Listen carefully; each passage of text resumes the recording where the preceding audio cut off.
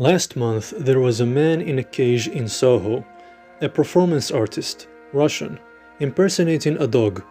He padded about on hands and knees, naked except for a thick collar, and he growled occasionally, took water from a bowl, and sniffed at his rubber lamp chop. It's possible that you've never really thought about dogs until you've seen a man seriously engaged in believing he is a dog. The cage had a small, barred slot where visitors to the gallery could get down on all fours, as a number of people were inclined to do, in order to talk to the dog or whimper, as some did, or show the dog snapshots of their own dogs, speaking to him slowly and clearly, either because he was a foreigner or because he was a dog. In Kafka's story, A Hunger Artist, a man lives in a small cage for 40 days and nights without eating.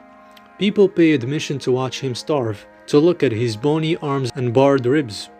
The man has a manager, and the manager has placed a 40-day limit on the hunger artist's performance, not because the artist may die of starvation after this time, but because the manager has calculated that this figure represents the far edge of the public's fickle interest.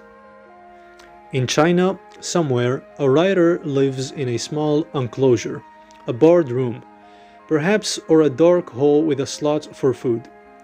We can imagine that the writer has made and shaped his own fate.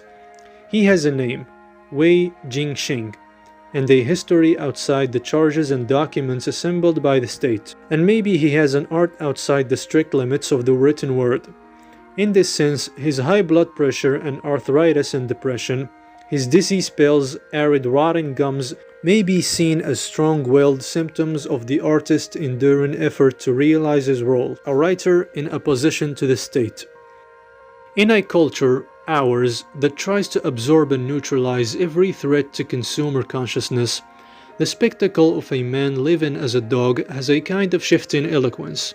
It offers a genuine sense of the latitude of free expression and places a small, incisive shock in the midst of all those Soho apparel shops and restaurants. But it also suggests the grim idea that the performance artist, liberated from Soviet state control, hair cropped and dog collar secured, may be carrying his own culture's atavistic wish for order and repression. The Chinese writer's art is to be still. Not silent, but still. The writer's classic condition, to be alone in a room, has been cruelly extended here. Wei is a still figure, working out his fate in a confined space, refusing to eat at times, living for long periods on a teaspoon of sugar a day, dissolved in water. And, whirling around this stillness, there is something continuous and ponderous and vast, the perennial frenzy of the state. A real dog entered the gallery, a boxer, well-trained, and the performance artist began to bark. He'd developed a strong, sharp bark, edged with warning. When an art critic entered his cage, in Sweden, the performance artist bit him. The total state wants to drain all conviction from the writer. It wants to absorb the dissident writer.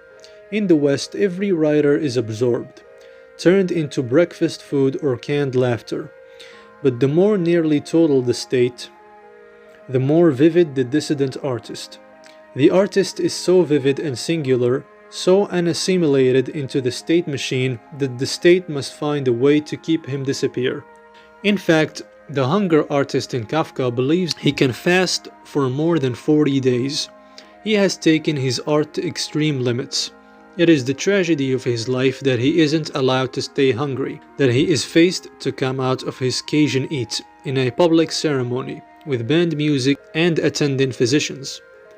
The Chinese writer is treated by police doctors. His cell is so cold that frost forms on the door. He suffers chest pains and can't sleep. The doctors address his symptoms in a traditional manner, by deciding they are faked. The writer stops eating again. A hunger strike is a free act, undictated by the authorities, and Wei starves himself to protest local conditions, of course, and to grow ever more still as well, the still, fixed center of that whirling frenzy. When the hunger artist dies, they decide to put an animal in his cage, A strong, young creature equipped with sharp-pointed teeth that can rip meat clean off a bone. People come to watch the animal eat, an audience in far greater numbers than the hunger artist could ever command. The deeper they conceal him, the more remote the cell, the smaller the cell, the colder and stonier the walls of the cell, the more vivid and living is the writer.